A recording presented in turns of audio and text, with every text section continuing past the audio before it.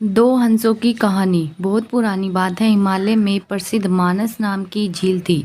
वहां पर कई पशु पक्षियों के साथ ही हंसों का एक झुंड भी रहता था। उनमें से दो हंस बहुत आकर्षक थे और दोनों ही देखने में एक जैसे थे। लेकिन उनमें से एक राजा था और दूसरा सेनापति। राजा का नाम था धृतराष्ट्र और सेनापति का नाम सुमुखा था। झील का नज़ारा बादलों के बीच में स्वर्ग जैसा प्रतीत होता था। उन समय झील और उसमें रहने वाले हंसों की प्रसिद्धि वहां आने वाले पर्यटकों के साथ देश विदेश में फैल गई थी।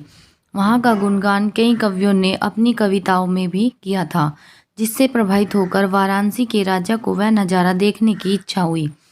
राजा ने अपने राज्य में बिल्कुल वैसी ही झील का निर्माण करवाया और वहां पर कई प्रकार के सुंदर और आकर्षक फूलों के पौधों के साथ ही स्वादिष्ट फलों के पेड़ लगवाए। साथ ही विभिन्न प्रजाति के पशु पक्षियों की देखभाल और उनकी सुरक्षा की व्यवस्था का आदेश भी दिया। वाराणसी का यह सरोवर भी स्वर्ग जैसा सुंदर था, लेकिन राजा के मन में अभी उन दो हंसों को देखने की इच्छा थी जो मानस सरोवर में रहते थे। एक दिन मानस सरोवर के अन्य हंसों ने राजा के सामने वाराणसी के सरोवर जाने की इच्छा प्रकट की, लेकिन हंसों का राजा समझदार था। वह जानता था कि अगर वो वहां गए तो राजा उन्हें पकड़ लेगा। उसने सभी हंसों को वाराणसी जाने से मना किया, लेकिन वो नहीं माने। तब राजा और सेनापति के साथ सभी हंस वाराणसी की ओर उड़ चले। जैसे ही हंसों का झुंड उस झील में पहुंचा तो अन्य हंसों को छोड़कर प्रसिद्ध दो हंसों की शोभा देखते ही बनती थी।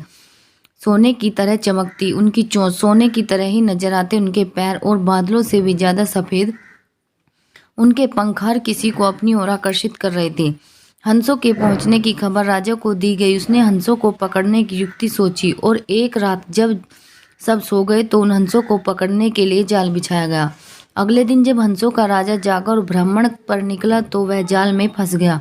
उसने तुरंत ही तेज आवाज में अन्य सभी हंसों को वहां से उड़ने और अपनी जान बचाने का आदेश दिया।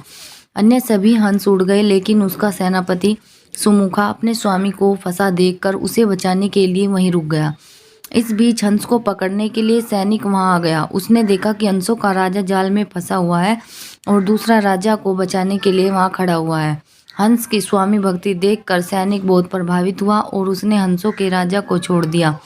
हंसों का राजा समझदार होने के साथ साथ दूरदर्शी भी था। उसने सोचा कि राजा को पता चलेगा कि सैनिक ने उसे छोड़ दिया तो राजा उसे जरूर प्राण दंड देगा।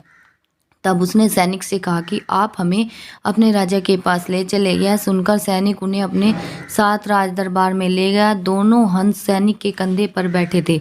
हंसों को सैनिक के कंधे पर बैठा देखकर हर कोई सोच में पड़ गया। जब राजा ने इस बात का रहस्य पूछा तो सैनिक ने सारी बात सच सच बता दी। सैनिक की बात सुनकर राजा के साथ ही सारा दरबार उनके साहस और सेनापति की स्वामी भक्ति पर हैरान रह गया और सभी के मन में उनके लिए प्रेम जाग उठा। राजा ने सैनिक को माफ कर दिया और दोनों हंसों को आदर के साथ कुछ और दिन ठहरने का निवेदन किया।